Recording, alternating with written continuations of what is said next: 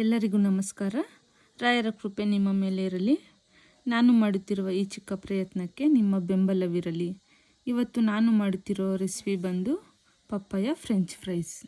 ಮೊದಲಿಗೆ ರಾ ಪಪ್ಪಾಯವನ್ನು ತೆಗೆದುಕೊಳ್ಳಿ.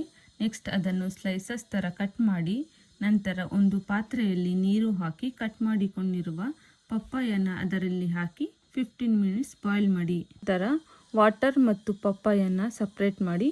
ಈಗ ಒಂದು ಬೌಲ್ಗೆ ಬೇಯಿಸಿದ ಪಪ್ಪಾಯ ಜೊತೆಗೆ ಕಾರ್ನ್ಫ್ಲವರ್, ಅಕ್ಕಿ ಹಿಟ್ಟು, ಖಾರದ ಪುಡಿ, ಅರಿಶಿನ, ಗರಂ ಮಸಾಲ, ಉಪ್ಪನ್ನು ಹಾಕಿ ನೀಟಾಗಿ ಬೆರೆಸಿಕೊಳ್ಳಿ. ನೆಕ್ಸ್ಟ್ ಒಂದು ಬಾಣಲೆಯಲ್ಲಿ ಆಯಿಲ್ ಹಾಕಿ ಬಿಸಿ ಮಾಡಿಕೊಳ್ಳಿ. ಆಯಿಲ್ ಕಾದ ನಂತರ ಮಿಕ್ಸ್ ಮಾಡಿರೋ ಸ್ಲೈಸಸ್ನ ಅದರ ಒಳಗಡೆ ಹಾಕಿ ಡೀಪ್ ಫ್ರೈ ಮಾಡ್ಕೊಳ್ಳಿ. ಈ ರೆಸಿಪಿ ನೀವು ಟ್ರೈ ಮಾಡಿ, ತುಂಬ ಚೆನ್ನಾಗಿದೆ. ನಿಮ್ಮ ಬೆಂಬಲ ನಮ್ಮ ಮೇಲೆ ಹೀಗೆ ಇರಲಿ. ಧನ್ಯವಾದಗಳು.